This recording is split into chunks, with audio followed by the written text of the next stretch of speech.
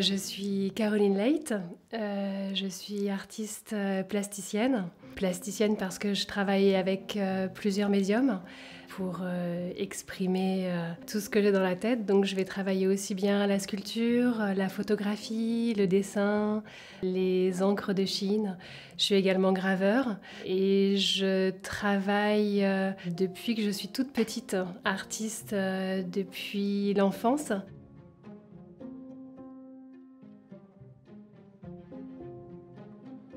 J'aime travailler justement sur toutes les logiques d'opposition en fait. Travailler sur des matériaux qui sont parfois durs et essayer de leur apporter une trace d'histoire et de les sublimer en les vieillissant, en leur apportant une patte particulière. J'aime jouer comme ça sur le temps, sur capter des instants que j'aime faire perdurer.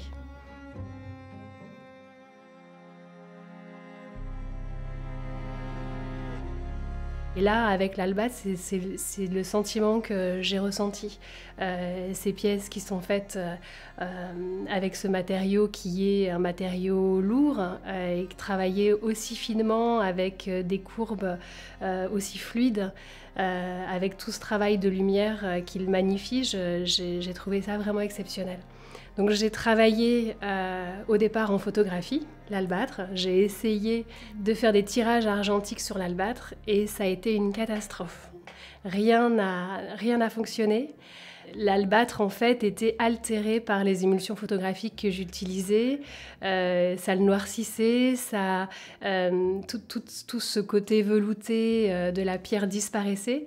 Et l'image, en fait, ne ressortait pas de façon noble et intéressante. Donc, gros moment de panique, puisque là, c'était un premier petit échec. Et en rentrant du labo photo, après une nuit de travail à essayer de faire des tirages, j'ai pris une pointe sèche, donc un outil de gravure, et je me suis dit, je vais voir si j'arrive à attaquer la pierre, si j'arrive à graver à l'intérieur de cette pierre pour essayer de faire ressortir mes dessins. Et ça a fonctionné. Donc les premiers traits ont été concluants. J'ai envoyé les premières photos à Alain qui m'a dit c'est super, continue, on part dans cette voie-là. Et depuis, donc, je grave l'albâtre, les pièces que me propose Alain, et je dessine sur ces pierres également avec de la pierre noire. Je me laisse un petit peu guider par ce que me raconte l'albâtre, donc je le rétro-claire. Et une fois que la lumière met en évidence l'ensemble des veines de l'albâtre, à ce moment-là, je commence à réfléchir à un dessin, à une proposition, savoir quel univers en fait me propose la pierre. Je pose ce dessin au crayon, tout simplement, avec des traits extrêmement simples, de manière à pas trop l'altérer. Et ensuite, je viens graver avec un geste très lent, très répétitif. C'est presque un travail de méditation. C'est un travail relativement long qui va bien en fait dans mon histoire de temps d'artiste. Ça reste un dessin relativement simple et léger puisque lorsqu'il est gravé, on a juste une apparition d'un dessin blanc sur une pierre blanche. Donc tout est en subtilité et en même temps il est là, il est ancré dans la pierre comme si la pierre était tatouée de façon définitive et pérenne. La pierre noire, c'est une pierre qui est très très dense, qui fait un noir très fort, très prononcé et en même temps très velouté. C'est pas forcément quelque chose de facile à travailler puisque il n'y a pas de repentir en fait. Une fois que le trait est posé à la pierre noire, l'albâtre est tatoué. On ne peut pas gommer, on ne peut pas revenir en arrière. Et c'est ça qui me plaisait aussi, c'est-à-dire que c'était la force du geste maîtrisé, c'est un geste, une fois qu'il est là, il est posé, et je dois composer avec. Donc j'ai essayé la pierre noire et une fois que la pierre noire est posée fixée et éventuellement vernie, elle ne bouge plus. Elle reste, elle rentre dans l'albâtre.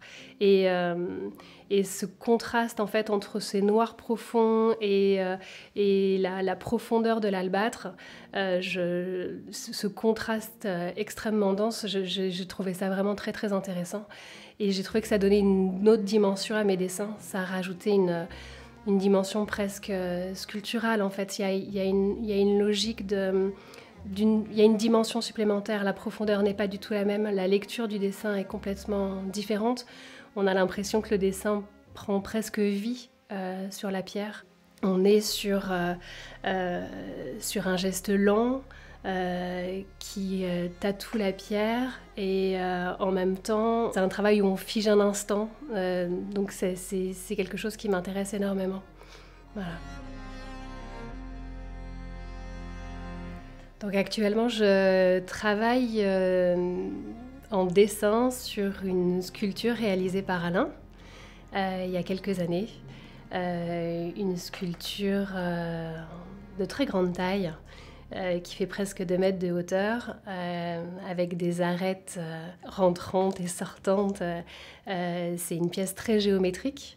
On dirait presque un monolithe, c'est comme une grande pierre posée, mais taillée de façon très géométrique, avec un assemblage de plaques d'albâtre, de toiles d'albâtre différentes, avec des vibrations différentes en fonction de l'endroit où on se place. J'ai réfléchi pas mal de temps et j'ai commencé à travailler sur un grand dessin préparatoire, donc un grand triptyque qui fera 2,40 m de long sur 1,20 m de haut. Et je travaille sur le thème de la forêt silencieuse. Donc c'est le titre de mon dessin, La forêt silencieuse. C'est assez anecdotique, hein. J'ai écouté un podcast à la radio et sur la disparition progressive des oiseaux en forêt et que petit à petit les forêts devenaient silencieuses. Ça m'a marqué, donc j'ai noté ce titre-là et j'ai commencé à travailler sur une série de dessins mêlant des oiseaux très présents, vraiment au premier plan, avec une série d'arbres très stylisés en arrière-plan. Et j'ai proposé à Alain de réaliser ce triptyque-là sur sa sculpture.